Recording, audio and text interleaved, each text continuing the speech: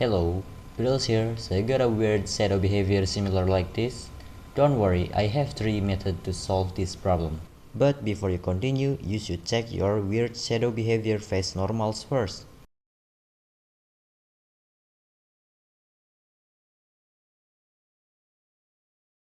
If it's red, then the normals is facing inside. If it's blue, then it's facing outside. So my face here is facing at wrong direction. It should be facing outside because this face is for outside view. To change the normal's direction, you can just press Alt-N or press Mesh Top Navigator here, then choose Normals. Then you can choose Recalculate Outside for fixing wrong inside direction to outside for a lot of faces, or you can just choose Flip.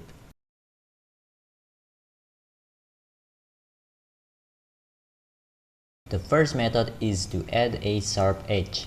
Now first, change your edit mode to Edge mode. Select the edge you want to sharp, then right-click on it, choose the mark sharp.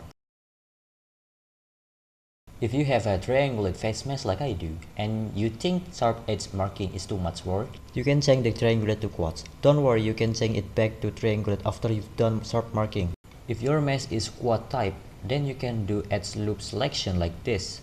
But what if the loop selection stopped in midway? Well, it usually because the vertices is overlapping. To fix the overlapping vertices, you can do the merge vertex by distance. To use that function, you need to use the vertex edit mode. As you can see here, this is my overlapping vertex. If you moved it, it looks like this. Now change the shading view to wireframe mode. Then select the overlapping vertices with B button, right-click on it, choose the merge vertices, then by distance.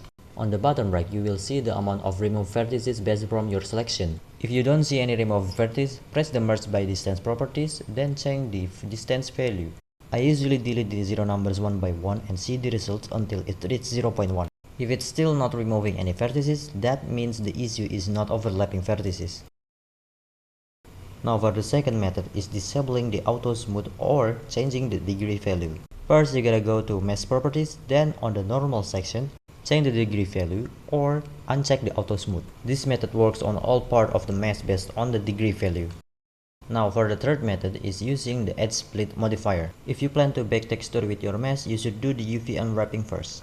Now make a copy of your object mesh and name the duplicate mesh as High-Ver or whatever you want. I will name it as the High version. Now select your High version mesh first.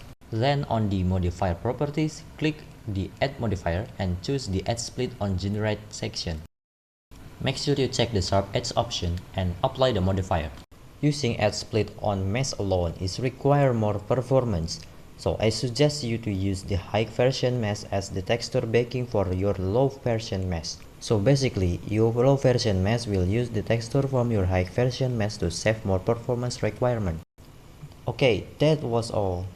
I hope you learned something new. Thanks for watching. Cheers!